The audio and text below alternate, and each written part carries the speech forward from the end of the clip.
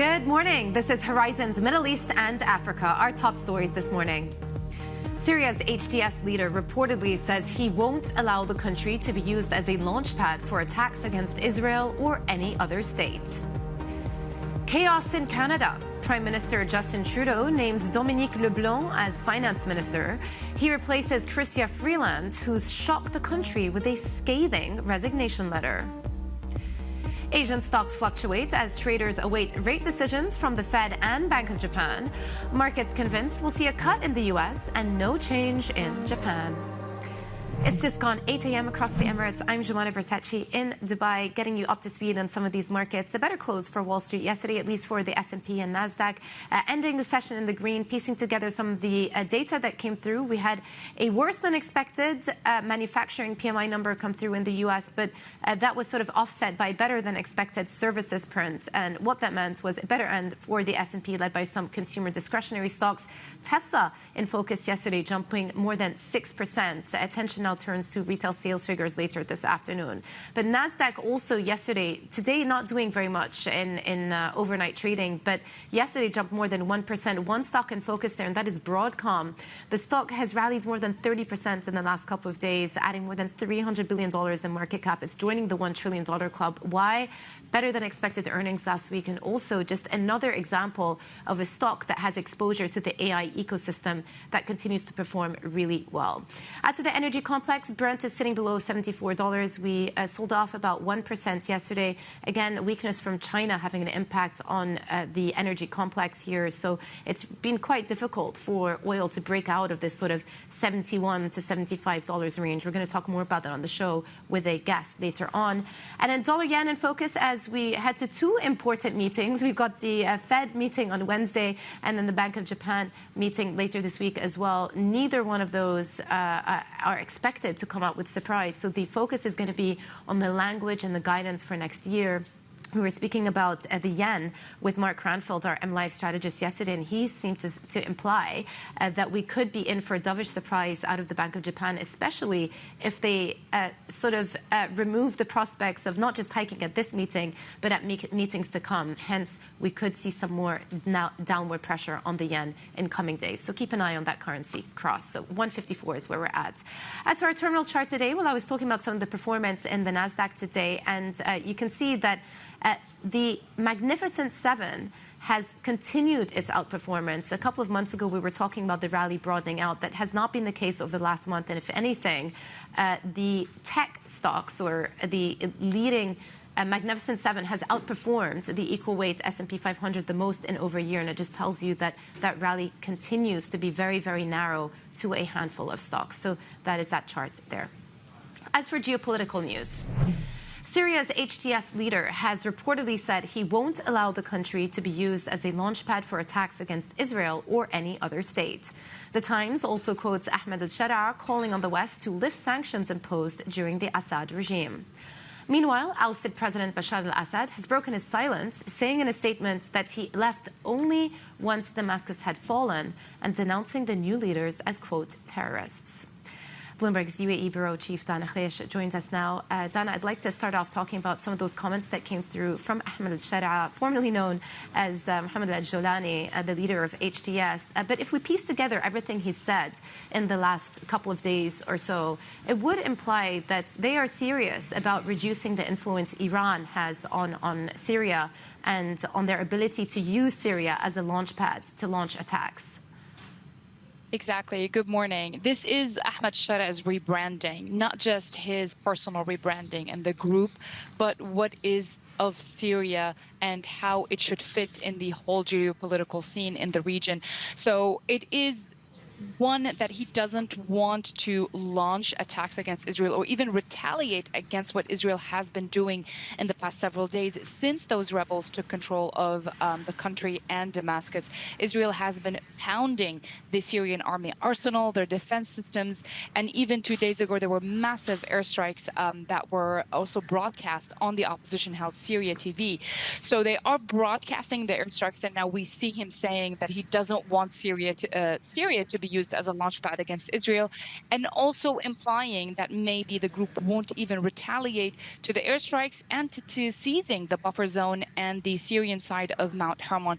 This is very important. Like I said, he's trying to rebrand himself as we're seeing him go away from the military fatigue into civilian clothing, wearing jackets and shirts, and also the group as a whole that wants an inclusive government in Syria and wants to protect minorities and kind of reassuring minorities that they will be okay and there will be no Islamic rule in Syria that would risk their presence. And third of all, Syria's geopolitical stance in the region, it won't be against Israel. And he's saying kind of, Israel's justification was that there was Hezbollah and Iran, and now they're both gone. So that justification should be done by now. So this is a whole rebranding of the group and trying to show the West that they can cooperate and Syria won't be this enemy in the region for them.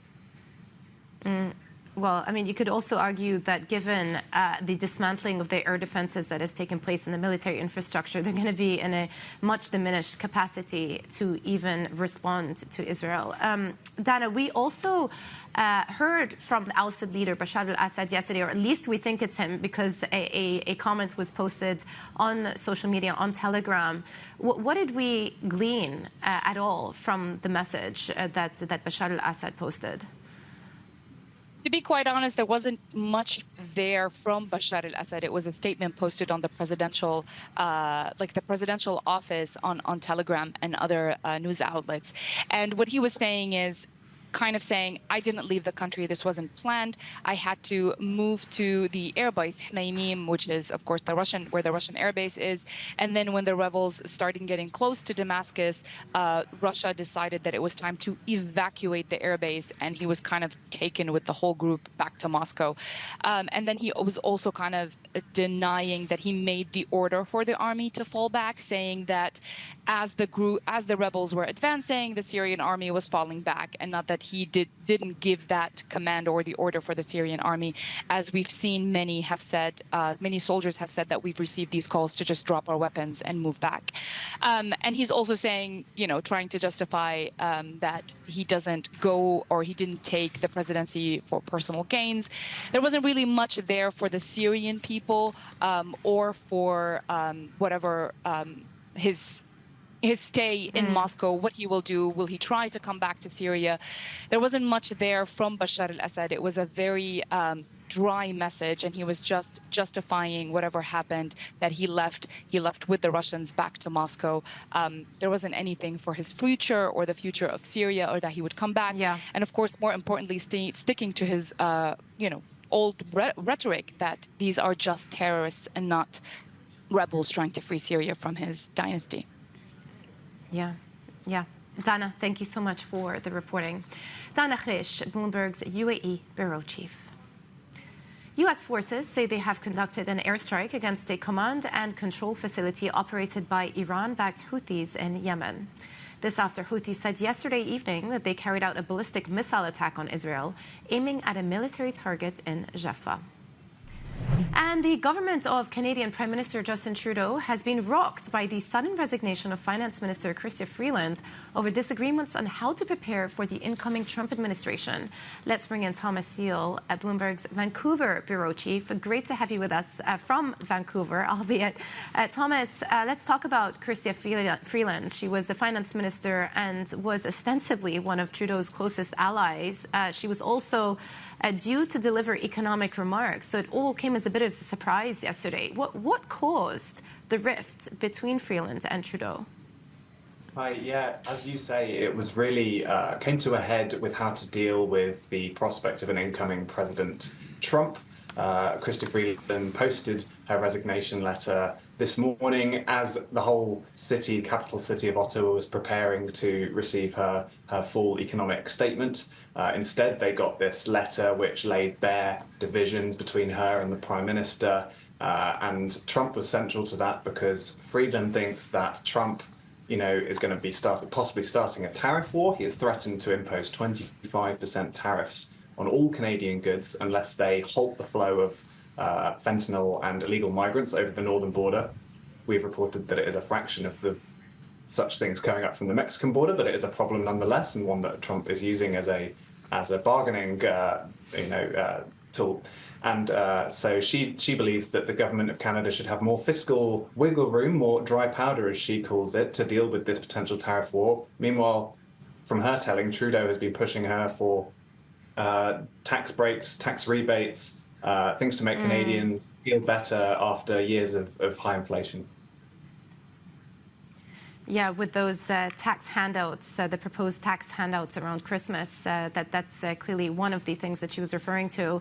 But look, an election is due next year, and you look at where the Liberal Party is in the polls. It's trailing the Conservative Party by about 20 points. Trudeau has sustained many blows. Many officials in the government have left as well. What does this all mean for Trudeau's leadership, and can they continue this way with this sort of diminished capacity into 2025? It feels like the wheels are somewhat coming off. There was another big moment 2 months ago, when a minority party which propped up Trudeau's party, which doesn't have a majority itself in Parliament, pulled out of a deal they had to support them in confidence votes. So at this point, Trudeau had some loyal ministers. Freeland is maybe the most loyal of those, one of them, and has been by his side, defended the whole economic program. So for her to resign at this critical moment does raise quite existential doubts about the longevity of this government. Trudeau indicated today in a very few select remarks to Liberal supporters that, he's going to continue on. Maybe we'll see. There's going to be confidence votes, i.e. the opposition parties are going to try and bring the government down in the new year when Parliament comes back. And, maybe now the support won't be there for Trudeau. So the deadline for the election is October, but maybe it could come a lot sooner than that. Yeah, so that's what I just wanted to round up the discussion by asking you. Is there a chance then that we may see an earlier than anticipated election in Canada should some of these no confidence motions succeed? Yes, I believe, people are now discussing the possibility of that happening early in the new year, which, theoretically tees up the prospect of a Canadian election just as Trump is being inaugurated and becoming the US president. I'm sure that would very much define the nature of that election and the debates that are had here in Canada, because it's by far Canada's biggest trading partner. It's a huge percentage of the economy, is that large undefended trading border. Yeah, makes sense. Thomas, thank you so much for the reporting. Thomas Seal, Bloomberg's Vancouver bureau chief. Now, far-right leader Marine Le Pen says she left with a positive impression after meeting with the new French Prime Minister. François Bayrou has been holding talks with party leaders as he looks to form a new government. But meanwhile, the Bank of France cut its GDP growth outlook for this year from 1.2% to 0.9%, citing the hit to household and business confidence from the political upheaval. Still ahead, Asian stocks gain as traders await a string of key decisions from central banks, including the Fed. More on the market moves next. This is Bloomberg.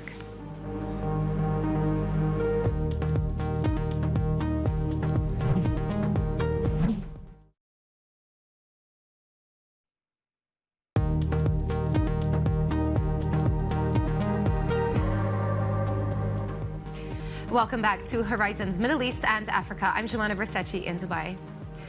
Asian equities in flux as traders await interest rate decisions by central banks this week, including the Fed. So for more, let's bring in Bloomberg MLife strategist Mark Cranfield. Not just the Fed, we've also got the Bank of Japan and some of the Scandi central banks reporting as well. But let's just start with the Fed because we gave a little preview yesterday and we talked about the fact that a 25 basis point cut is pretty much baked in going into this week. But then there's going to be a lot of focus on the language around January and what they decide to do perhaps at the next meeting. In case the Fed chair does actually signal a pause, what assets do you think are going to be or see the biggest reaction here?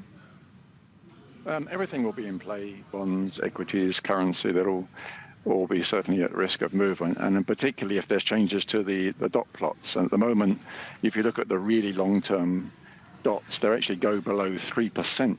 In terms of the projections from the Fed members. Well, that's very unlikely to be the case once we hear what they have to say in this week's meeting. So that floor will probably be raised well above 3%, and that will certainly impact the Treasury curve, especially. Probably see more steepening the curve. We've seen a bit of it already. Last couple of weeks have been a bit negative for Treasury market. Last week especially was one of the roughest weeks of the year for the Treasury bond market. But there's certainly room for more steepening of the yield curve if the Fed do confirm that inflation is an issue for them into next year.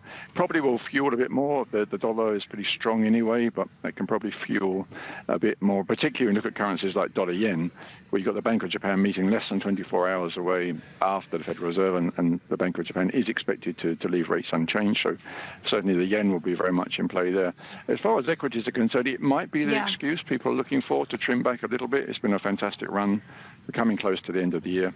Maybe it's a reason for people to just trim some of their equity exposure. Attention also on Chinese stocks. We've lost a bit of ground the last couple of days. And yesterday it was pretty clear with the numbers that came through, those retail sales figures disappointing to the downside. We saw Chinese stocks lose some momentum. What is it that investors are holding out for the next catalyst? Because, of course, we're coming off the heels of a massive rebound. Chinese stocks up more than 30% since mid-September. Probably the short answer is just impatience. Chinese investors, they were promised a lot of things in September. There was a slew of announcements from the government, from the central bank, that interest rates have been lowered to some extent, and there's a lot of talk about what's going to happen next year in terms of fiscal deficits and stimulus and all that. Not much of it is feeding through so far, and investors are just thinking to themselves that we've thrown an awful lot of money into the market and we're not seeing much of a return so far. So people are getting a bit edgy and they're pulling back. They want to see things happening a bit more quickly. It didn't help this week that when they had the news came out from the major conference, the Economic Work Conference that was held at the end of the week, the PBOC said that they will be looking to lower interest rates, but next year. A lot of people were hoping it would have happened immediately. That's not the case so far.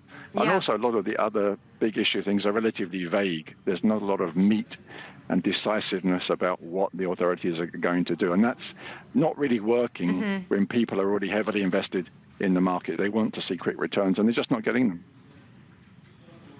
Yeah. Well, after a 30% rebound, it may actually pay to be a bit patient. MLife strategist Mark Cronfield, thanks so much for the overview. All right, coming up, the risk of conflict between Morocco and Algeria rises over this disputed territory of Western Sahara. Details next. This is Bloomberg.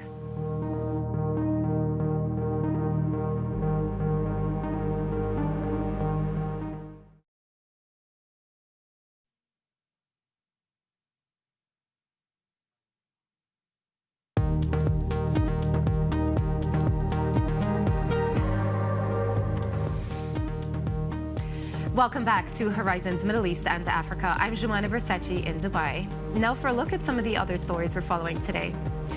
Nigeria's annual inflation climbed to a more than 28-year high in November, raising expectations that the central bank will extend its unprecedented tightening cycle into next year. Consumer prices were 34.6% higher in the year to November, with the gains attributed to recent floods, higher food prices, and rising gasoline costs. Shell says its subsidiary in Nigeria will begin offshore oil and gas production at the Bonga North floating facility by the end of the decade. The $5 billion project involves drilling 16 wells, with production likely to peak at about 110,000 barrels of oil a day. Local officials in the French territory Mayotte fear as many as 1,000 people have died after tropical cyclone Chido hit the archipelago off the coast of Mozambique on Saturday. Emergency crews have worked to rescue survivors, with houses and schools destroyed and water, power, and communications cut in what was the worst storm to hit the area in nearly a century. And Bloomberg has learned that Ivory Coast is turning to banks, including Standard Chartered, for a loan of about $800 million to refinance upcoming maturities. The West African nation is looking to improve the terms of its existing debt after it saw a credit rating upgrade from S&P in October. Nedbank and Rand Merchant Bank are also amongst the lenders said to be taking part in the financing. And the head of the BlackRock Investment Institute says big forces at play are transforming the global economy. Jean Boyven told us that investors need to look beyond macroeconomics to take advantage of AI and the energy transition. This is not a cycle, right? So We've been spending the whole year thinking about soft or hard landing and the Fed in that context, and we're going to hear this week, of course. But we've been of the view that this is not really the right framing. This is not really about an expansion that can turn into recession. It's rather more about a transformation, big forces that are transforming the economies. And that leaves us, paying attention to the AI team. That's clearly like a big story. We think that there's more opportunity in 2025 there to be generating returns. It's about, geopolitical fragmentation that's going to have implications, energy transition. So these are all these things that will have profound effect across asset classes, but they're not like a cyclical story. So when I hear transformation, when I hear AI, I think tech, and I think tech stocks in particular. But is that too narrow? Where else can you broaden that to? Well, it starts there for sure, because we're in the first phase, right, which is right now to build out this AI capabilities, these factories of intelligence. As we build that out, we need to build it out first before we really get the application. So during the course of 2025, I guess that's going to evolve towards the applications, the phase 2, and trying to get more visibility on where we're going to see the big benefits and the revenue streams out of this. And I think that's where the active management will and the skills will matter more in 2025, whereas now it's mostly about the build out and a few companies. If you believe in the benefit here, the heft of a few companies, and if you think about the AI promise that many investors have been betting on through the course of this year, what do you then tell investors, Jean, of the people who are betting on the broadening trade? Do you believe in it? Let me start by saying that the concentration we've seen in the S&P 500 and the markets more generally is kind of a feature of this transformation. It's not necessarily a bug. So I guess the first thing that I would say is that you need to be careful to be reading too much in the concentration as being a red flag. So in fact, we think it's a feature, not a bug, as I said. And eventually we think it's going to broaden out, but that might take some time. So I think not get too nervous about the concentration is the first point, and be on the lookout for broadening out over the course of 2025. But that might not happen overnight. Interesting conversation there with BlackRock Research and Investment Institute Global Head Jean Bovin speaking with Bloomberg's Katie Griffeld and Shonali Basak, but also talking about the potential for this market rally to broaden out, which is something that we've been talking about on this show as well, and the fact that leadership has been concentrated in such a small handful of stocks. We were just showing a terminal chart earlier suggesting that Magnificent Seven outperformance versus equal-weighted S&P is the widest it's been since May 2023. So you have to go a long way back to see this type of outperformance. Quick look at equity futures, though, not doing a whole lot today, but we are gearing up for plenty of data this afternoon, U.S. retail sales, and, of course, that all-important Fed meeting tomorrow to watch out for. Coming up, Human Rights Watch says a mass grave in Damascus may be a crime scene and the site of summary executions. We speak to MENA Director Lama Fakih next. This is Bloomberg.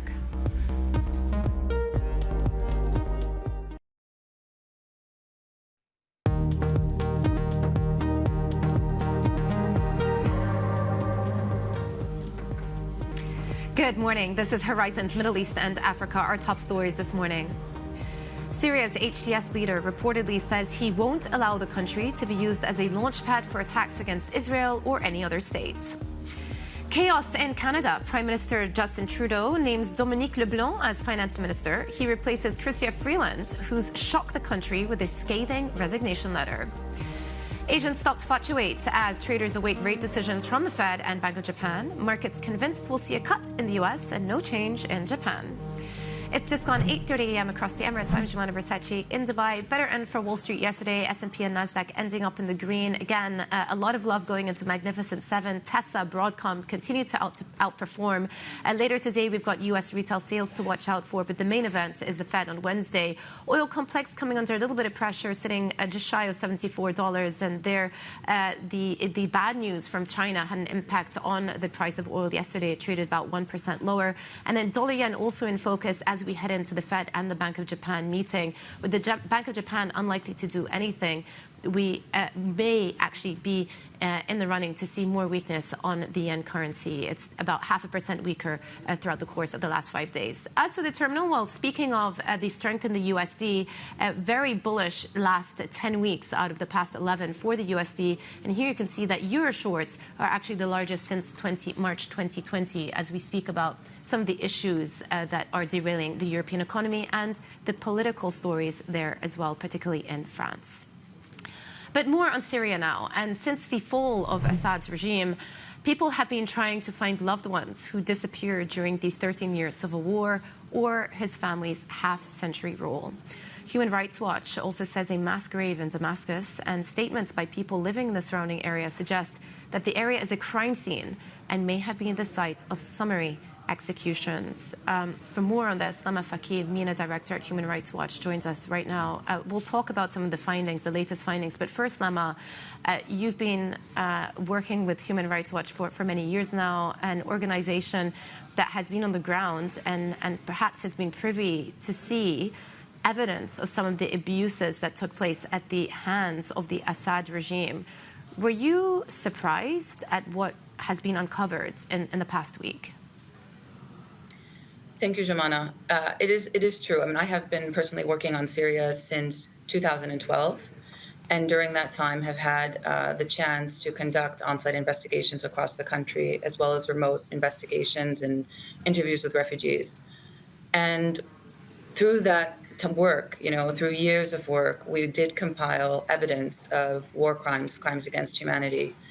But there was something really different about being able to go back after the fall of the Assad government and to see for myself the evidence of the crimes that were perpetrated in Assad's detention facilities. I was able to visit the Sidnaya detention facility, where I had documented individuals experiencing torture, being beaten, and also summary executions. And being there, it gave a new reality to the crimes that we had documented, to be able to see where individuals alleged that people had been tortured and killed. And this is all evidence that must now be preserved for accountability purposes. Yeah, well, I was going to say, we're hearing of how difficult it has been to obtain records and documentations of exactly some of the abuses that you just described. How does that complicate efforts, especially with the view that the victims' families may want to achieve some level of accountability? So victims' families had strewn into this and other detention facilities and were themselves searching through records to try to understand what had happened to their loved ones. The challenge, of course, was that documents, video and photographic evidence that had been captured was being damaged, was being destroyed. This information needs to be protected. It needs to be preserved. It needs to be held by a competent authority so that it can be, reviewed in a systematic way and perpetrators can be brought to justice. This is only one set of the type of evidence that needs to be preserved. Yeah, I was going to say, what role should the transitional government, the government led by HTS, be playing in preserving some of the vital evidence that is needed? I mean, they will have principal responsibility. They will need to work with international institutions, with the UN, with other states, to give them the appropriate clearances, the authorization to conduct these, this preservation and compilation activities. At the same time, there is a lot of physical evidence at mass grave sites in locations across the country that also need to be preserved. And this will require specific forensic expertise, and they should facilitate access for those experts to come into the country. Well, we talked about the sort of the journey that some of these victims' families are on to achieve justice and the names of the victims. And of course, we know that President Assad fled to Moscow. He actually put out a statement yesterday. What does that do to this process of healing for the country and the fact that the person who was so responsible for executing these crimes against humanity has, on the surface, escaped with impunity? The arc of justice is long. Assad today is, reportedly in Russia. That does not mean that he may not one day be prosecuted. And it is imperative in order to ensure the prosecution of the former president and others in the regime that are responsible for these grave crimes. It is imperative that evidence be preserved, that victims have an opportunity to have justice, and that their families can know the truth about what has transpired with so many that have been disappeared and killed. Yeah. Lama, one of the big questions people are asking is whether this group, Hayat Tahrir al-Sham, will be successful at pulling together all of the factions, the different rebel groups that were operating in Syria. So far, the transition has been peaceful, but one of the big questions is whether or not this new transition government will actually seek to preserve the rights of minorities, be they ethnic minorities or religious minorities. How is your institution going to keep an eye on what the transitional government does in that respect? And how important is it, of course, to make sure that those minorities' rights are preserved? So Hayat Tahrir al-Sham, of course, was in power for many years in Idlib. And while there, Human Rights Watch has done investigations into abuses that were perpetrated by them and their members, along with other armed, non-state armed groups in the country. And it is going to be imperative that they try to continue in a way that is rights-respecting, that doesn't repeat some of the abuses that we have documented in the past. And all the more so because now they will be responsible for a diverse group of Syrians, beyond those that were living in Idlib. So the concerns from the minority populations are, of course, well understood and appreciated, and they need to be giving assurances and doing more than, just articulating promises that Syria will maintain its integrity, that there will be room for all Syrians in the future Syria, but rather ensuring that minority rights are respected, that women's rights are respected, and that abusive practices that we have documented in the past are not repeated. Yeah. Very clear. Lama, great to have you on. Thank you so much for joining our show today. Lama Fakih, MENA Director at Human Rights Watch. Now let's turn to Northern Africa, where the risk of conflict between Morocco and Algeria is escalating. That's as Morocco looks to consolidate control of the disputed territory of Western Sahara after securing U.S. and French backing. The Polisario Front, an Algeria-backed group fighting for Western Sahara's independence, firmly opposes this and has warned it may ramp up military attacks. So from where Bloomberg's Simon Marks joins us now. Simon, so this Western Sahara region has been an area of disputed territory going all the way back to the 70s when Morocco annexed it. Why are we expecting an uptick in hostilities in coming months? Hi there. Yeah, well, essentially, there's a lot at stake currently in Western Sahara. And with the incoming Trump administration, there's a lot of question marks about what the U.S. government might do. Last time around, Donald Trump recognized Western Sahara as Moroccan. And that comes on top of France also recognizing the region and increasing its investments and its economic interest in the area. And so the Polisario Front is quite worried that this could reignite tensions once again. And so they're saying if this happens, if there's a reinforcement of Moroccan sovereignty over the area, they will then react by increasing the pressure militarily against Moroccan forces which are active in Western Sahara. Yeah. I mean, it's also relevant that the Trump administration, the U.S. And France have thrown their weight behind Morocco and accepting that this region should actually fall under the sovereignty of Morocco and not be a separate independent entity. Is that likely to quash their drive for independence? No, not at all. Quite the opposite. I've spoken to some officials of the Sahrawi Republic and the Polisario Front in East Africa and other locations, and they're quite adamant that if this happens, this will only incense them. And there has been a ceasefire in the area, but that was broken in 2020, and since then there's been quite a lot of activity from the Polisario Front, putting pressure on the Moroccans, which have really stepped up their investments in green energy and tourism, for example. And so Yeah, it's unfortunate because obviously we're seeing proliferation of tensions regionally, of conflict, and this could be another one that might spark. So I think the incoming U.S. administration in particular will have to be careful how it situates itself and what it does. Yeah. Yeah, I even saw that Ryanair has started flying or introducing flights into that region as well. So interesting to see how all of the commercial angle is going to evolve as well. Bloomberg's Simon Marks in Nairobi, thank you so much for that report.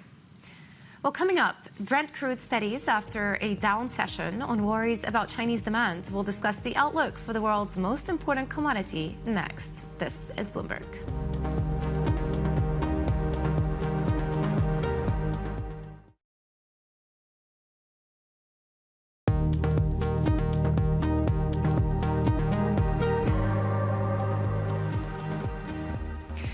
Brent crude steady this morning as lackluster economic data from China reinforces concerns about demand from the world's biggest oil importer. Crude is set to end this year modestly lower as expectations of a glut next year overshadow geopolitical tensions in Russia and the Middle East. So much to talk about. Let's speak to Sherif Foda, the chairman and CEO of NESR, which describes itself as the first and largest energy services company from the MENA region to list on the NASDAQ. So that was quite a milestone. Look, let's just talk about the outlook for next year, because I feel like the $1 million, I should say maybe even the $1 trillion question, is whether the Trump administration is actually going to be successful at boosting oil and gas production. Trump has talked about it, so has Scott Bessent, so has Chris Wright. All of these names are going to be part of the team if they do get nominated and secure the positions. But how successful do you think the Trump administration actually will be? I think obviously they will increase the production in the sense of increase the availability of permits for people to drill for oil and gas.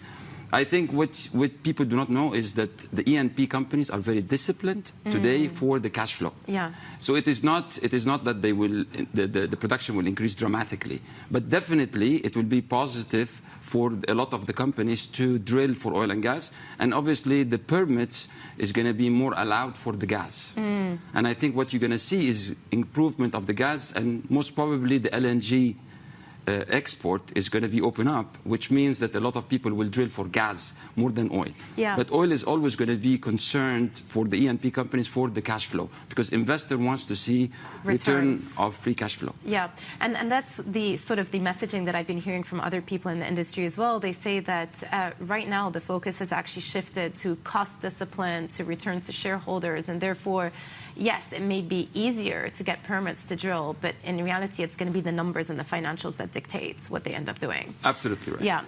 What about regulations? And again, we talk about the potential to deregulate or perhaps introduce looser regulations on that front. How is that likely to impact the landscape? I'm sure it is not going to be, I would say, loose, but I'm sure it's going to be easier.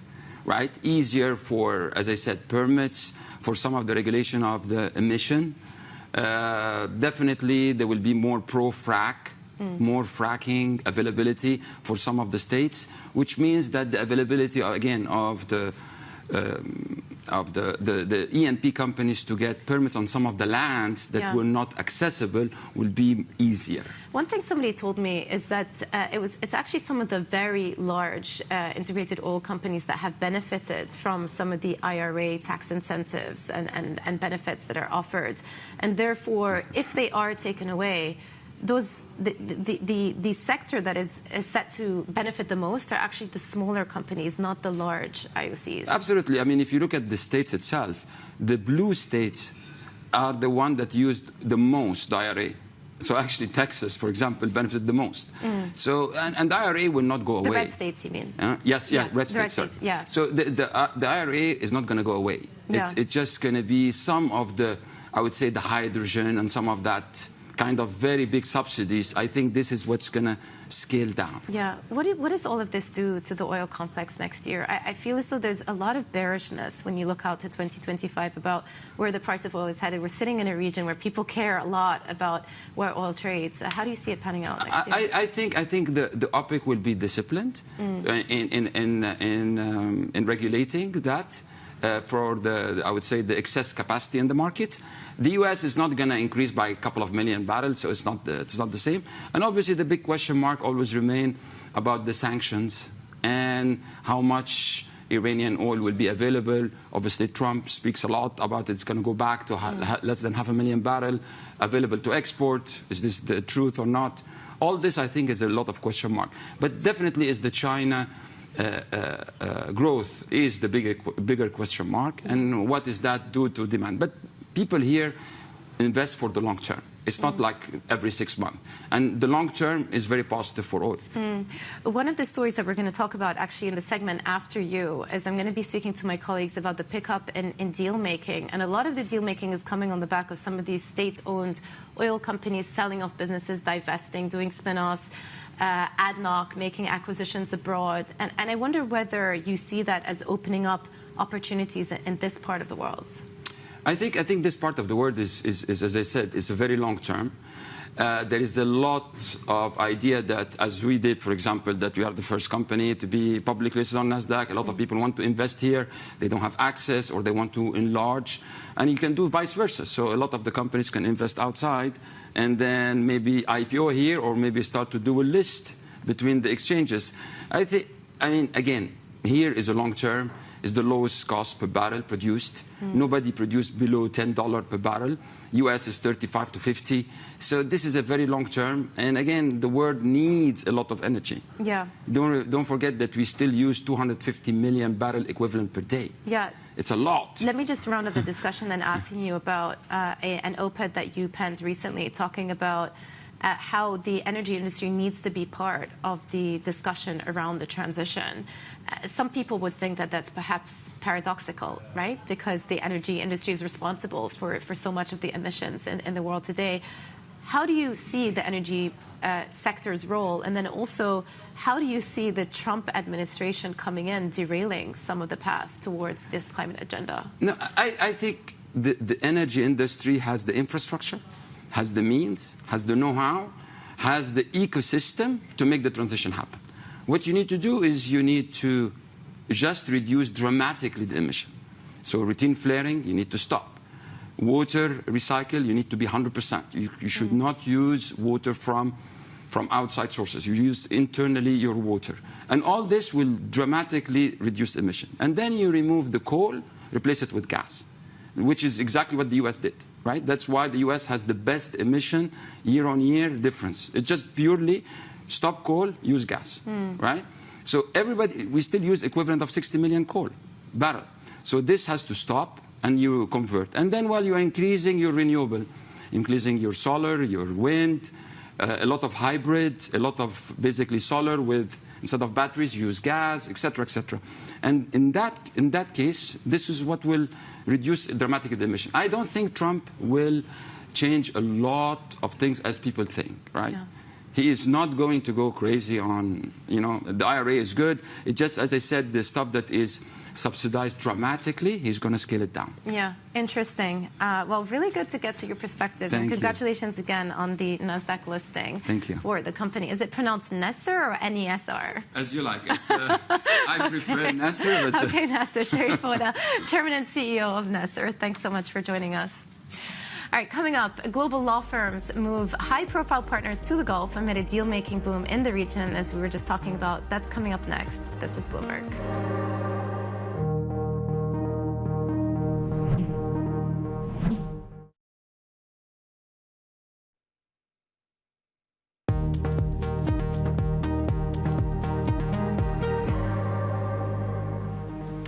Top law firms from New York, London, and Chicago are deepening their presence in the Gulf, chasing profits from a region that's announced a near record $150 billion worth of deals this year.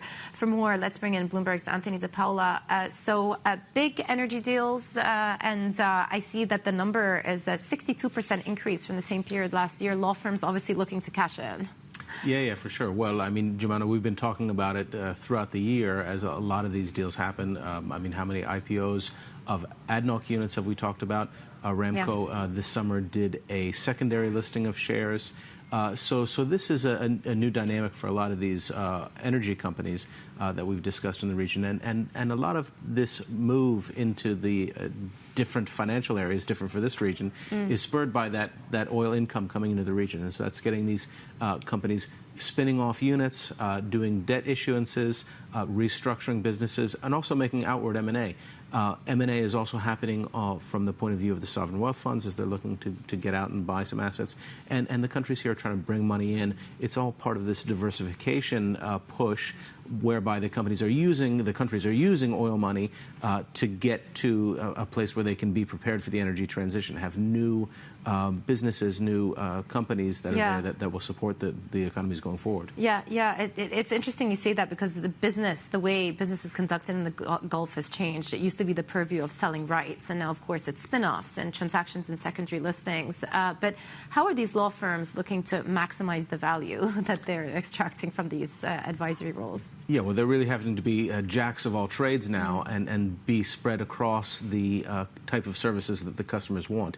So as you said, those concession agreements used to be the bread and butter here in the region. One of the one of the firms that we talk about in the story, Sherman Sterling, was pretty much ADNOC's house lawyer for setting up their concession agreements. These are 40-year concession agreements that a bunch of companies will come in and sign. Of course, lots of paperwork there.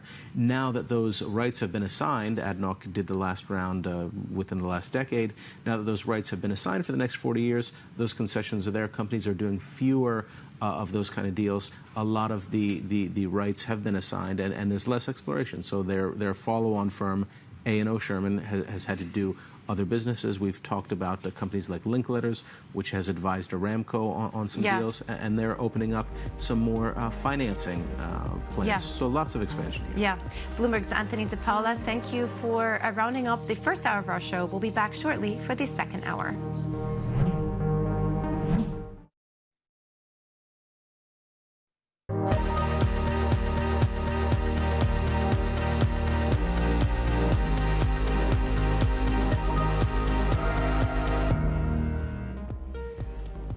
Good morning. This is Horizons Middle East and Africa. Our top stories this morning.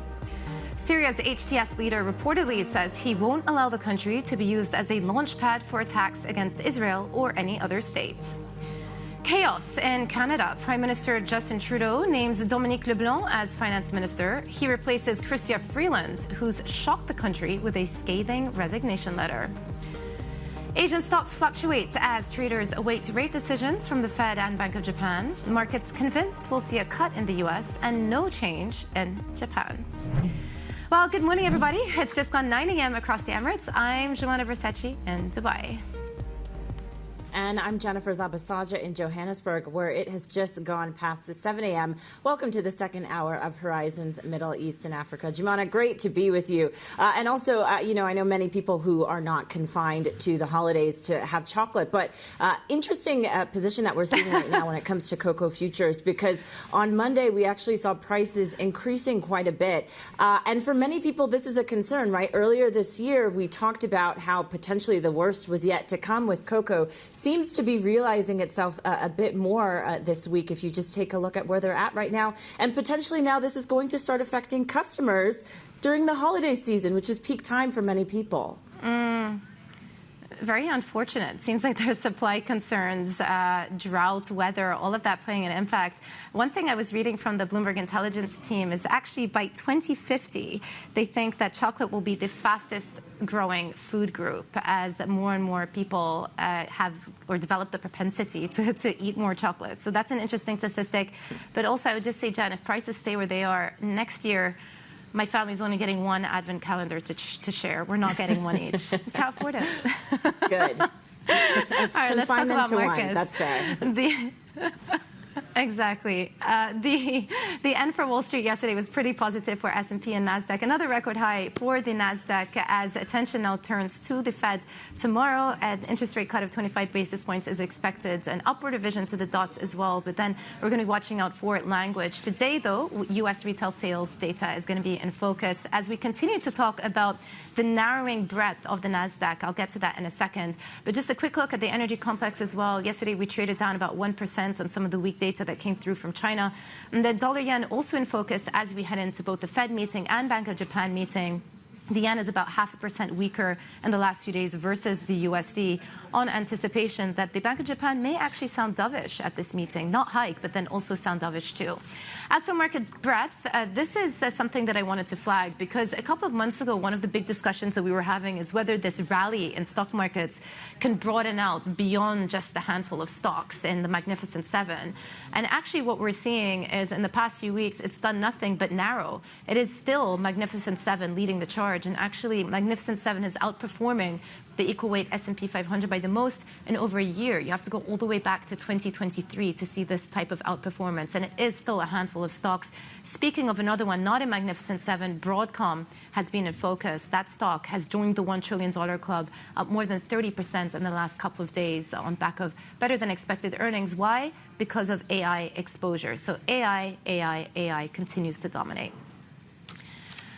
Back to geopolitical news now. Syria's HTS leader has reportedly said he won't allow the country to be used as a launchpad for attacks against Israel or any other state.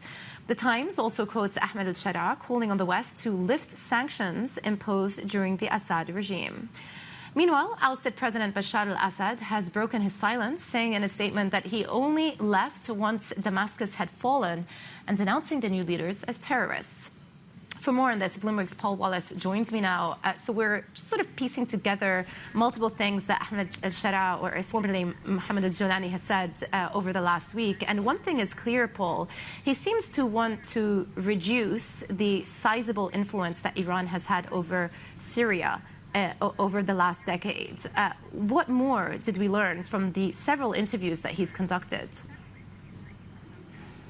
Hi, Jumana. Another thing we learned was that he's saying he will not allow Syria to be used as a launch pad for any attack on Israel or any of its other neighbors, or used as a sort of channel through which the likes of Hezbollah in Lebanon can get weapons and funding to attack Israel. So he's very much presenting a case that HTS will rule as a moderate government that doesn't present any threat whatsoever to neighboring countries, whether it's Israel or anyone else. He's also emphasizing and reiterating what HTS has been saying in the last 2 weeks, that minority groups within Syria, ethnic and religious minorities, will be totally safe under HTS's rule. And it ultimately wants sanctions, Western sanctions, to be lifted to help it rebuild the shattered economy. Yeah. Paul, we also heard from what we think was Bashar al-Assad yesterday. At least a message was posted on Telegram. He was saying that he didn't actually want to leave Damascus. He had to leave. First of all, what was in that statement? And second of all, does it actually matter?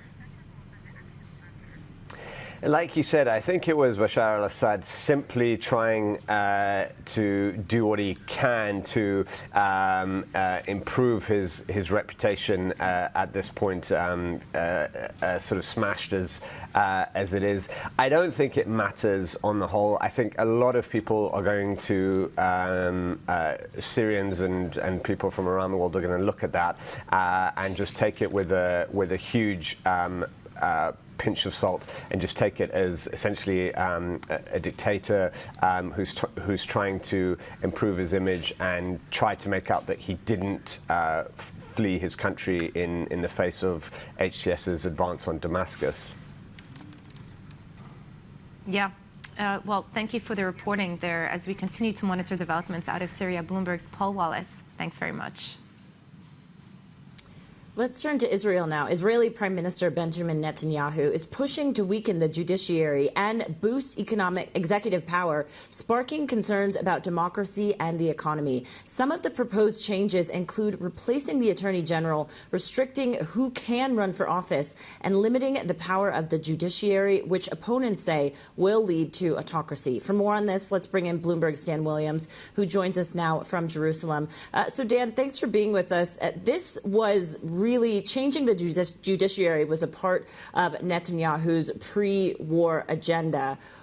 That resulted in protests. Why has it come back now? Well, it would appear that he, or at least some members of his coalition, feel confident enough in the conduct of the war, in the sense that Israel has the upper hand and, in fact, may be on its way to victory, the victory that he has long promised, that they feel they can return to this domestic agenda.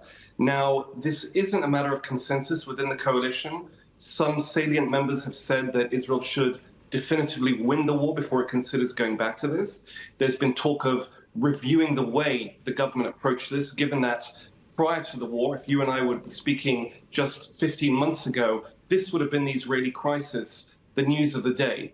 However, there are members there who would like to ride the wave of confidence they have. They've also expanded the coalition in a way that might give them more traction in Parliament to pass this, who think now is the time to move ahead with that. But it would appear that a new, or should we say a resumed, domestic crisis may be brewing on the tail end of this long regional war.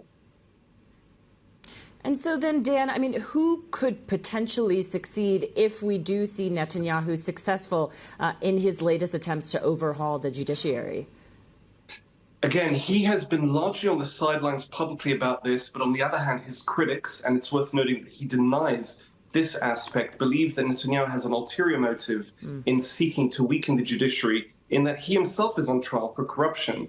Presumably, if he manages to stack the Supreme Court eventually with judges, justices he would consider, should we say, more sympathetic to him, he would have a better chance years down the line of overturning a conviction should he be convicted. It's worth noting that he denies any wrongdoing in this case, and he has cast this judicial reform as a matter of restoring or asserting a balance between the powers of government, the separation of powers.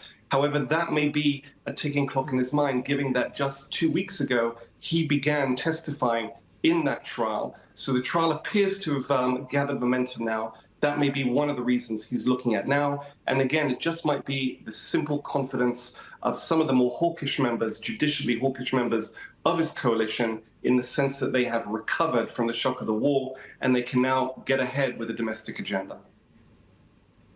Interesting. We'll wait to see where that goes. Excellent reporting as always. Bloomberg's Dan Williams in Jerusalem. Dan, thanks for joining us this morning.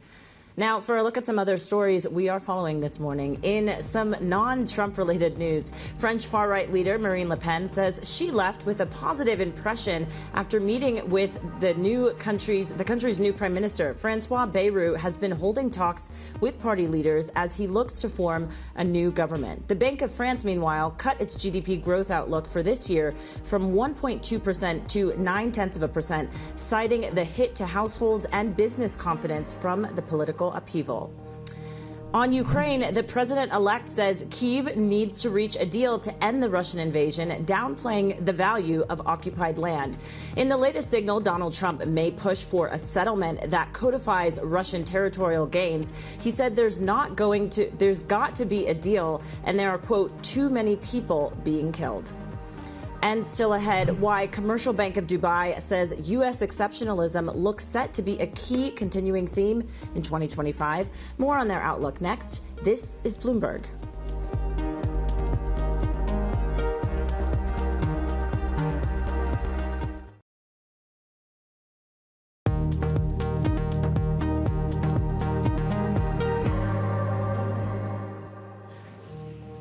Welcome back to Horizons Middle East and Africa. I'm Jumana Bersachi in Dubai. Traders are gearing up for interest rate decisions by major central banks. The Fed is widely expected to deliver a quarter-point rate cut on Wednesday. Joining us now is Deepak Mehra, Chief Economist at Commercial Bank of Dubai. Well, the expectation is that they are going to cut 25 basis points at the meeting tomorrow. It's actually tomorrow. And perhaps revise upwards their thoughts for next year, signaling 3 interest rate cuts. So where do you think a hawkish surprise would come from? So I think we have to watch out carefully about what he says in the press conference and what do the dots project. The dots have been projecting 100 basis points of cut next year. I think that's going to get revised downwards. Clearly, inflation is sticky.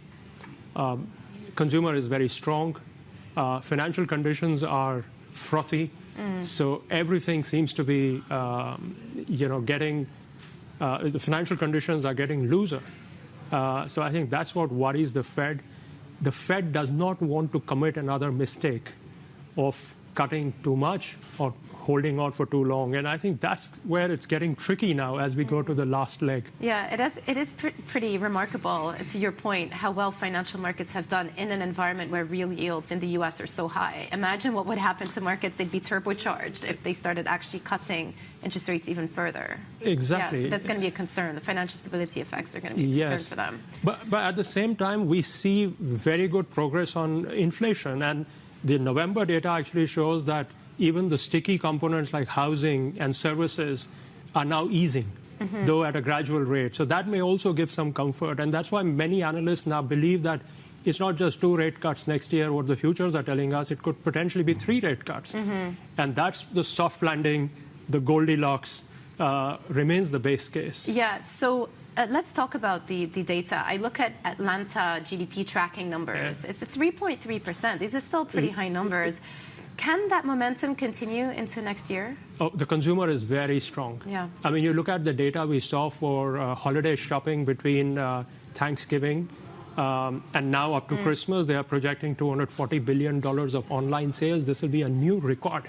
So consumer is driven not by accumulated savings anymore. It's the wealth effect, the equity markets, the real estate, which is where about 70% of consumer wealth is, the household wealth is exposed, has been doing tremendously well. And that is leading to the positive wealth effect. I wonder, how would the consumer slow down from here? Yeah, especially with the unemployment rate sitting so low. So that's the other thing to bear in mind as well. Yes. Let me just ask you and bring it back to markets. One of the themes that we've been discussing on the show this morning is the fact that breadth is still very, very narrow in the S&P 500. Yes, it's up 30% this year, but most of that can be attributed to a handful of stocks, Magnificent Seven. More recently, you've had the likes of Broadcom enjoy a good 2-day rally, but essentially anything exposed to AI has been doing quite well. How is that going to change in 2025, if at all? So I think this trade is likely to continue because we are in a super cycle, AI super cycle, and the beginning of that super cycle. So the encouraging part is that it's no longer the 7 stocks that are leading the rally. The AI rally itself is widening and broadening out, which is a very positive sign. So it's the Palantirs and the Salesforces and so on, the Cloudflare and so many other companies that are doing extremely well now. So at level 1, this rally widens and broadens out. And at level 2, we will see a broadening of the general rally, which is when the rest of the 493 start picking up, when you have pro-growth agenda of the new administration. Well, this is what I was going to say as well. You've got the Trump administration coming back in, Trump talking about promoting America First industries, revitalizing manufacturing back home. Is that also an investment opportunity as well? Are you going to see other parts of the economy do well under a Trump administration? In 2025, I think the U.S. exceptionalism is going to become stronger. And there will be no alternative to investing other than in the U.S. So the TINA trade comes back for the U.S. this time because we don't get any comfort when we look at what's happening in Europe or in UK, or for that matter, even in Asia right now. China, of course, remains a long shot in terms of real recovery. Yeah. So I think there is no alternative for the U.S. And within the U.S., the super cycle is AI and the super cycle is domestic production. Okay. Final question for you then. At what point do investors bulk at high valuations in the U.S.? Because that seems to be the major issue, if there is an issue right now with U.S. stock markets. I think we have to worry about a situation where the new administration starts implementing everything that they have pledged, which then starts disturbing the fiscal situation, and that's when the bond vigilantes and the rating agencies step in. Long-term yields start spiking up. Those are the scenarios where, for me, the probability is like 10%. But that's the risk that the investors have to watch out for. We've seen what happens when bond yields spike up. Yeah. And that's not good for the equity markets. Yeah. Okay, so a low delta, but still something to be mindful of into next year. Deepak, wonderful as ever to have you on talking about the outlook for 2025. Deepak Mehra, Chief Economist at Commercial Bank of Dubai. Coming up, the risk of conflict between Morocco and Algeria rises over the disputed territory of Western Sahara. Details next. This is Bloomberg.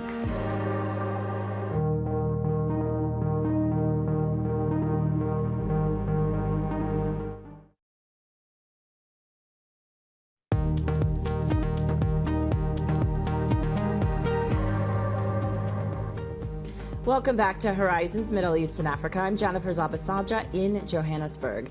Let's turn to northern Africa, where the risk of conflict between Morocco and Algeria is escalating. That's as Morocco looks to consolidate control of the disputed territory of the Western Sahara after securing U.S. and French backing. The Polisario Front, an Algeria-backed group fighting for Western Sahara's independence, firmly opposes this and has warned it may ramp up military attacks. For more, let's bring in Bloomberg Simon Marks, who covers this and wrote a story on the Bloomberg now. So, Simon, we've talked a lot about the Western Sahara, but give us a sense of the origins of this dispute and how it's gotten to where it is now. Yeah, of course. I mean, it's a long simmering dispute since 1975, when the Western Sahara area was annexed, when Spanish authorities left the area. And since then, we've seen a dispute that's ebbed and flowed over the decades between the Polisario Independence Front and the Sahrawi Republic, the people who live there, and Morocco, which claims sovereignty over the area. And I think recently, obviously, you've seen France, come in and back the sovereignty of Morocco in this area, as well as the Trump administration, when it was in power last time, it also recognized this. And I think now, with Trump coming in again, tensions are again broiling a little bit. And the Polisario Front has warned in interviews with us that they will not take this lying down and are quite willing to ramp up the scale of its resistance. And Simon, can you talk about Morocco's position on this? Because they have forged ahead since they have gotten this recognition by France and the U.S. Where do they stand in terms of pushing forward their own agenda? Yeah, well, in recent months and years, they've been pushing more economic control over the area. They've built a huge sandbank as well to sort of create a sort of physical barrier to the Polisario Front. And that's resulted, in some cases, in green investments, more concentration on developing their tourism sector. And that has also, of course, really unnerved the Polisario Front. And I think, with the new American administration coming in, it will be very interesting to see what they do in terms of bringing new investment to the area. There's a huge backing of Morocco that dates back to the Abraham Accords. Morocco came in and was part of that deal with Israel. Yeah, we'll have to look and see how a Trump administration affects all of this. Bloomberg, Simon Marks in Nairobi. Thanks, Simon, for your reporting and for joining us. And now for a look at some of the other stories we're following today as well. Nigeria's annual inflation climbed to a more than 28-year high in November, raising expectations that the central bank will extend its unprecedented tightening cycle into next year. Consumer prices were 34.6% higher in the year to November, with the gains attributed to recent floods, higher food prices, and rising gasoline costs. Shell says its subsidiary in Nigeria will begin offshore oil and gas production at the Bonga North floating facility by the end of the decade. The $5 billion project involves drilling 16 wells, with production likely to peak at about 110,000 barrels of oil a day. And Bloomberg has learned that Ivory Coast is turning to banks, including Standard Chartered, for a loan of about $800 million to refinance upcoming maturities. The West African nation is looking to improve the terms of its existing debt after it saw a credit rating upgrade from S&P in October. Nedbank and Rand Merchant Bank are also amongst the lenders said to be taking part in the financing. Here's how markets are screwing up as we head towards a break. The S&P futures are just now tilting towards the green, bouncing around there, but the handover from yesterday was quite positive. NASDAQ at an all-time record high. Tesla yesterday up 6%. Broadcom stock also in focus, up more than 30% the last couple of trading sessions. Now joining the $1 trillion club. So Broadcom now following into the other, that group of other stocks in the NASDAQ that also have a $1 trillion market cap as well. Euro Stoxx futures in Europe leaning towards the red here, down 0.3%, but some more positive stories coming out of France with a good meeting that Le Pen had with the new Prime Minister. Coming up, though, we're going to be talking about Canada as the government has been thrown into chaos after the shocking resignation of one of Prime Minister Justin Trudeau's closest allies. The details next.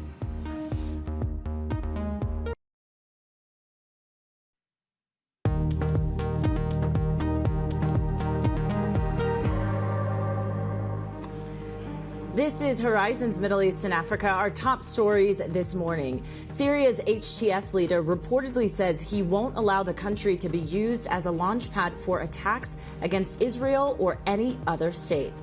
Chaos in Canada. Prime Minister Justin Trudeau names Dominic LeBlanc as finance minister. He replaces Chrystia Freeland, who shocked the country with a scathing resignation letter. And Asian stocks fluctuate as traders await rate decisions from the Fed and the BOJ. Markets convinced we'll see a cut in the U.S. and no change in Japan. It has just gone 7:30 a.m. in South Africa. I'm Jennifer Zabasaja in Johannesburg. And I'm Jumana Versace in Dubai, where it's just gone 9:30 a.m. Welcome to Horizons Middle East and Africa. Yes, that's right, Jumana. All eyes are really on that Fed meeting tomorrow and the BOJ thereafter. But let's see where markets are positioned right now. If we look at U.S. equity futures, steady that is steady in the Asian morning right now. If you look at NASDAQ futures, they're steady. We did see modest gains for Monday for U.S. equities. The S&P slightly modest to close out the day. The NASDAQ, though, setting another fresh record on Monday as tech again continues to shine ahead of that last Fed policy meeting on Wednesday. We saw Tesla really being the shining star on Monday, inching its way to a $1.5 trillion market cap. Broadcom, although it's not a part of the Mag 7, also did rally and really just, again, adding fuel to that AI chip demand story, perhaps lifting up some of the other tech names. Those disappointing retail sales data that we got from China on Monday continuing to reverberate across the markets, pulling down crude right now. Brent crude is up just ever so slightly, just over $73.95 a barrel. But still, weakness in China clearly outweighing those threats of tighter sanctions that we got potentially for Russia and Iran energy from last week. Also in focus is the Japanese yen, weakened overnight right now at just around 154. We have seen the yen tumble over 2.8% against the dollar so far just in December. And we're getting some word from strategists that potentially verbal intervention may come from the BOJ if we continue to see the yen continue to weaken. We are having that BOJ meeting later this week, and what we're getting from overnight index swaps anticipating a 20% chance the BOJ will hike, surprise hike later in the week. And their meeting is coming just hours after the Fed. The Bloomberg dollar also looking unchanged right now. Also wanted to highlight what we're seeing with Bitcoin. We've been continuing to watch the record rally for the cryptocurrency. Right now, it is up just about 0.5%. And Bitcoin inching towards a market cap above $2 trillion. Right now, it's sitting at about 106,630. So continuing to inch higher and higher. And we've seen that since the election of Donald Trump last month. Now let's turn to Canada. The government of Canadian Prime Minister Justin Trudeau has been rocked by the sudden resignation of Finance Minister Chrystia Freeland over disagreements on how to prepare for the incoming Trump administration. Let's bring in Bloomberg's Bill Farias, who has been following this. So, Bill, Freeland, one of Trudeau's closest allies, what happened here? This was a surprise for many people. Well, we know there's been some tension between her office and the Prime Minister's office. That seems to have really peaked in recent days. The big disagreement here was really about how to bolster the Canadian economy either before or after Donald Trump takes office.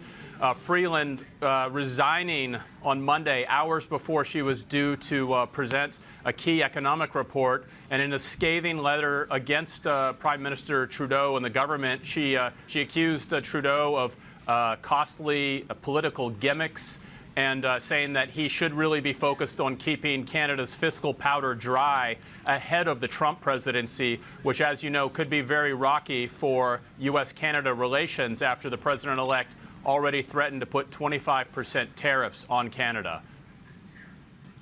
Well, Bill, there was some reporting actually that Justin Trudeau was actually meeting with Trump not too long ago. Does this potentially put his leadership in peril? Is he potentially in jeopardy now? Well, yes. I mean, right after Donald Trump announced that he was considering 25% tariffs on both Canada and Mexico, Prime Minister Trudeau flew down to Mar-a-Lago to meet with them. That threat of tariffs has been a key focus for Trudeau and his government in the days and weeks since then. But it's very much in question whether, his leadership is certainly in question. Of course, the Liberal Party has 153 seats. They're the biggest bloc in the House of Commons, but they do not have a majority. They need to work with other parties, and that's where some of the questions about his leadership are really coming now.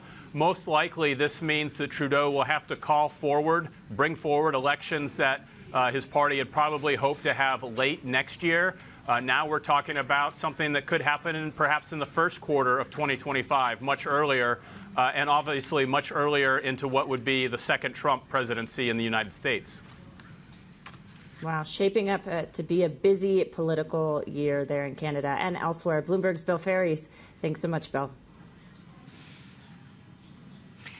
And President-elect Donald Trump says SoftBank plans to invest $100 billion in the U.S. over the next 4 years in an event alongside the company's chief executive officer, Masayoshi Son. It is the highest profile commitment by a firm to expand investment in the U.S. since Trump's election win. For more, let's bring in Bloomberg's Jill Desis.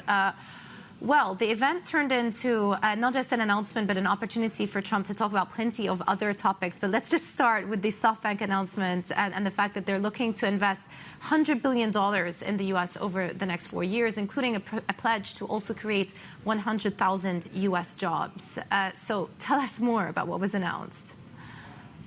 Yes, Jumana. I mean, we're still waiting on quite a lot of details out of this event that Masa Son attended with Trump. But ultimately, the plan here is this massive investment. We're hearing specifically that this looks to be artificial intelligence-related industries. That's ultimately the push here. Of course, that would make sense given that Masa Son and SoftBank have really kind of made a really, really big AI push into, the next several years. But yes, so ultimately, $100 billion over the course of 4 years. Obviously, that would be the tenure of Trump's next term. It's not entirely clear how this is being funded. I mean, SoftBank really only has about a quarter of that amount of money as cash on hand. But what we do know is that, these are two men that have already a pre-existing relationship. There was a big Masa Son deal announced during the first Trump administration, so it does make sense that that's kind of, another part of this. But it is a pretty significant push. And then just, in the context here, Jumana, of a lot of other tech companies really trying to, play nice with Trump as he enters, his second term in office, returning to the White House. Again, we've seen some other pledges, or at least, congratulations from companies like Amazon and Facebook. So it does seem like Trump is starting to court some pretty major tech firms as he gears up to return to the White House here. Yeah. Well, it wasn't just about tech. He also made some interesting remarks about foreign policy. Trump suggested that Zelensky should be prepared to make a deal to end the war, sort of downplaying the significance of the land that has been captured. Also, when asked about whether Zelensky was invited to the inauguration, he didn't say that he had invited him, but he said Zelensky's welcome. So how should we read these comments? Well, I think, the first part of what we've heard from Trump there is actually fairly in line with this position that he's been building on Ukraine, certainly over the course of his presidential campaign. Ultimately, Trump is really kind of, trying to assert that he wants to bring an end to the war. He's actually said that, the war would have never really broke out had he been in office and not Biden. But it does make sense. I mean, look, when Trump was, campaigning, he was talking about how he wanted to end the war basically within 24 hours of being elected. I think that you're sort of seeing that really, really big push here. Trump and a lot of Republicans have been really critical of ongoing spend and support for Ukraine. So it does seem like you're getting a little bit more of a clear and direct idea from Trump there, and this idea that maybe he would actually be okay with Ukraine giving up some of those territorial grounds to Russia if it did mean an end to the war. We'll have to see how that ultimately unfolds. But it does kind of give you, along with some of the appointments that Trump's ultimately made on the foreign policy front, whether that be special envoy envoys, whether that be, his, some of those cabinet nominations, trying to get this idea of how exactly things are going forward. But yes, it does seem like what Trump is ultimately gearing up for is he doesn't want the U.S. to spend, a lot of money on Ukraine, and he ultimately wants the war to come to an end, again, even if it means some of those concessions. So I think that's really what you're getting out of those comments that he's delivering there. Yeah, and Jill, just to round it up, we know that also President-elect Trump had a meeting with President Zelensky in Paris just a couple of weeks ago for the opening of Notre Dame. How do you think this would have been factored into some of the remarks that he made yesterday? Would it have been on the back of a conversation he would have had with Zelensky? Relevant, of course, because maybe there is an inclination from the Ukraine side to actually move towards a deal that could be acceptable to them. Yeah, I mean, that's certainly possible, Jumana, and would make complete sense here. I mean, again, these clearly aren't like opinions that are just being voiced in a vacuum or anything like that. So it could be that there's some kind of, sort of closer conversations that Trump is having with Zelensky at that point. And, as you mentioned, I mean, if he's basically saying, Zelensky's, could come to the inauguration if he wants. I mean, it's not, completely, animosity that's being expressed there. So if there's some kind of deal that ultimately would be palatable to, Zelensky and Ukraine here that, Trump would sign off on, maybe that's something that you're looking at. But obviously, this is all part of this broader scheme of a lot of these global leaders, are very much in line with this reality that Trump is returning to the White House. There's a lot of interest in, making sure that, they're continuing to develop strong relationships with the United States.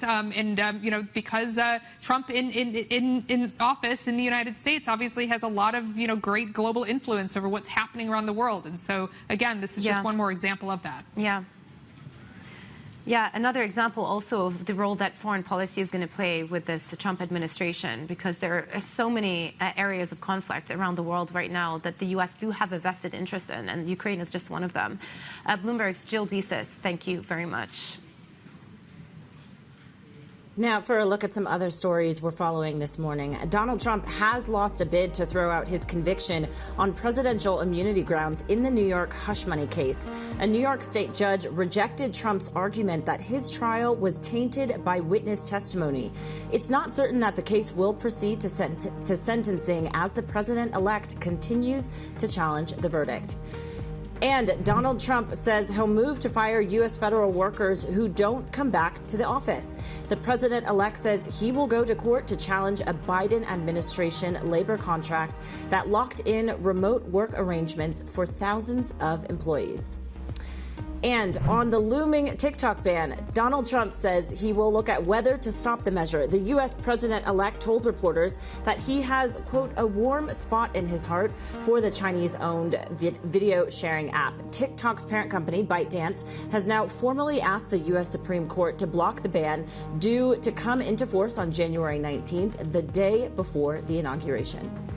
Now, coming up, Germany will go to the polls 7 months early after Chancellor Olaf Scholz lost a confidence vote. We're live in Berlin with the latest next. This is Bloomberg.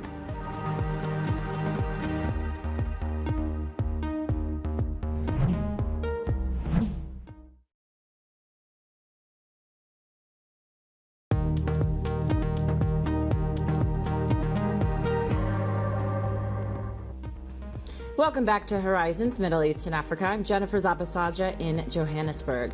Germany will go to the polls 7 months early after Chancellor Olaf Scholz lost a confidence vote following the collapse of the ruling three-party coalition.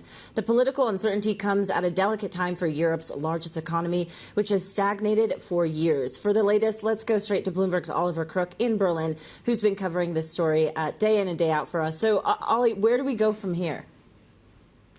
Yeah, so listen, Jenny, it was a really sort of interesting day yesterday, and a pretty significant day, not just for Olaf Scholz and the government and, of course, Germany, but also sort of by historical standards. This is really the second snap election we've had in Germany since the fall of the Berlin Wall. The last time was in 2005. So this is a fairly rare event in a country that really prides itself on political stability and just stability throughout the economy and overall. This is really a nation that's very kind of risk averse and really wants to create the conditions for things not changing too radically. And it happened, this no confidence vote, after a very long debate in the parliament yesterday that got pretty nasty at certain points. I mean, Olaf Scholz was referring to the party of his former finance minister, whom he fired on November the 6th, saying that they were basically morally unfit to govern. Then you had the CDU, the center-right party of Friedrich Merz, saying that basically Olaf Scholz was a failed chancellor. And then you had the voices of the far right, the AfD, the Alternative for Deutschland, which is a voice that has been traditionally ignored in German politics, but can be ignored no longer because it is the #2 party in Germany, about 20% of the vote.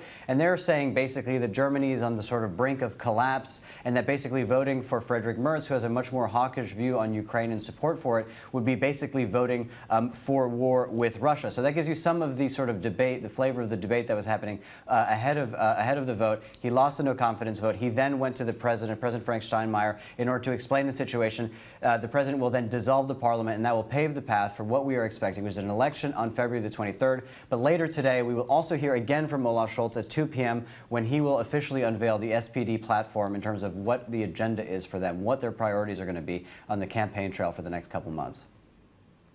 Will we potentially then, Ollie, hear anything about the economy, anything about how they plan to fix the economy if they do? And if not Olaf Scholz, who else?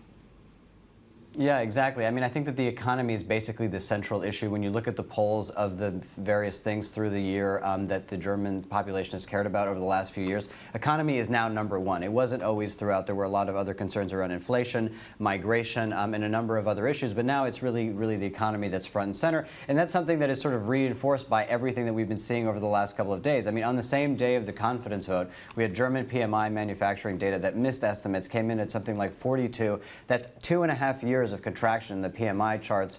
When you talk to the IFO, they did a survey looking forward. The PMI looks back. This is looking forward at what companies are expecting next year. Only 1 in 8 companies in Germany are expecting the economy to improve. More than 50% are expecting the situation to remain as bad as it is right now, and a third of them expect it actually to materially deteriorate. So that is the economic backdrop. I think the problem is that many of these platforms, the CDU, for example, the center-right, they do not want to release the debt brake. They do not want to debt finance any sort of stimulus in the economy. They're talking about cutting taxes, cutting bureaucracy, easing social welfare, getting rid of some of that. That can help the economy, but that doesn't really, again, speak to the heart of the situation within the German economy, to say nothing of the fact, Jen, that you have another thing sort of looming on the horizon that really the Germans don't really know what shape it's going to take, and that is the Trump presidency. Trump has been very outspoken in his first term about the Germans. He took real issue with their sort of arrangements on gas, on NATO spending, all those sorts of things. And when he thinks about sort of correcting the trade balance that exists between Germany and Europe more broadly in the United States, Germany is going to be, enemy #1 on that list. So that is going to be a real risk and a possible headwind going forward. Gosh, tough holiday season for Germany. Oliver Crook, always appreciate your reporting. Thanks so much. Now for a look at some of the other stories we're following. Local officials in the French territory Mayotte fear as many as 1,000 people have died after tropical cyclone Chido hit the archipelago, I can't say that word, off the coast of Mozambique on Saturday. Emergency crews have worked to rescue survivors with houses and schools destroyed and water, power and communications cut in what was the worst storm to hit the area in nearly a century. Bloomberg has learned that CVC Capital Partners is exploring a potential purchase of Vivendi's stake in Telecom Italia. Sources say CVC is in initial talks to buy Vivendi's 24% holding in common shares of Italy's largest telco. We're also told the buyout firm may eventually seek a full takeover and try to break up the business. South Korea's LG Electronics is said to be thinking of increasing its Indian unit's valuation in a planned Mumbai listing to as much as $15 billion. Our sources say the increase from around $13 billion follows initial feedback from analysts and investors. We're told LG plans to start the Indian unit's IPO roadshow within the next 2 months.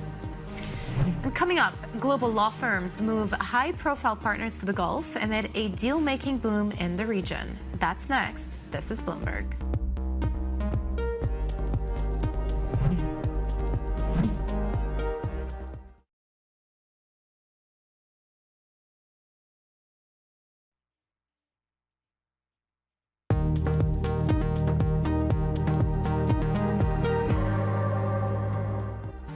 Welcome back to Horizons Middle East and Africa. I'm Joanna Bersecci in Dubai. Top law firms from New York, London and Chicago are deepening their presence in the Gulf, chasing profits from a region that's announced a near-record $150 billion worth of deals this year. For more, let's bring in Bloomberg's Anthony DePaola. Anthony, so lots of energy deals are being struck. It's not just the broader deal-making, but a lot's going on in your space, in a sector that you follow very closely. Massive uptick in deal-making in this year versus the prior year. Obviously, law firms are looking to take advantage. That's correct, yeah. What we're talking about in the story that we did on the terminal yesterday was about how the more law firms are coming, sending more people here, opening new offices as they look to expand the kind of work that they're offering and just expand their practices as well. Fees are also going up. We've reported that some of the fees are on level with London, almost New York levels. Some of the top partners are able to charge more than $1,000 an hour for some of those clients because really they're offering different services for the different kind of transactions that the companies here are doing. Companies like ADNOC, Saudi Aramco are going out, listing units, selling shares, raising debt, and also doing lots of M&A. So that's requiring a different kind of a slate of services. Well, I was going to say, how would these services that these law firms have been provided to the Middle East or to the Gulf region specifically evolved over the last decades? Have they become a little bit more sophisticated in terms of the services being offered? Yeah, in the past we've seen a lot of concession agreements. These are big agreements allowing oil companies to come in and produce in countries like the UAE. Those have been 40-year agreements that Abu Dhabi set up about within the last decade. Now that those are assigned and they're moving ahead, there's less of that specific kind of concession work and more of this kind of transaction work. So it's a different type of format. So those are really static one-time agreements that last, like I said, 40 years. Now they're doing a lot more of those transactions, lots of outward M&A, and as well the countries here are looking to bring money into the country as well, so offering assets, stakes in assets, debt deals, things like that. So that's really changing kind of the framework and the scenario for some of these firms. Why has there been that evolution, Anthony? It's about the energy transition, so a lot of the countries here are looking to use that oil wealth to invest in new industries and new businesses that will allow them to profit and continue to grow through the energy transition, even as we will potentially use less gasoline in cars. They're looking to put oil and gas into things like chemicals, which will go into plastics, that will go into lots of consumer goods, even clothing, computers, electric car batteries, for example. So they're really trying to position themselves for that transition to a more low-carbon, less hydrocarbon burning industry and future, where those products are used differently but still used. And a good example of that is ADNOC's acquisition of Covestro in that space. Yeah, exactly. Yeah. We discussed that in the story, and one of the firms that we talked about was involved, Linklatter's involved in advising that. They've also come here to develop kind of a new sovereign wealth fund advisory branch, so that's one example of companies expanding here as well, too. Yeah, super interesting. And the full article is up on the terminal if you want to read it. Bloomberg's Anthony DePaola, thank you so much for the reporting. Okay, a look at markets. So much going on in markets this week, even though we're winding down for the holidays. But not for markets. We've got the Fed meeting to watch out for tomorrow. We've been talking at length about what expectations are, but 25 basis points rate cut is pretty much baked in at this point. Bank of Japan on Thursday, no rate change expected there. But pulling off some of the record highs for NASDAQ. NASDAQ yesterday scoring yet another record high. But that is it for Horizons Middle East and Africa. I'm Joanna Bersacci, and I'm off the rest of this week, Jen. So I'm going to leave you in Jennifer Sabasaja's capable hands alongside our Saudi Bureau Chief, Christine Burke, who's here to help out as well. Thanks for watching.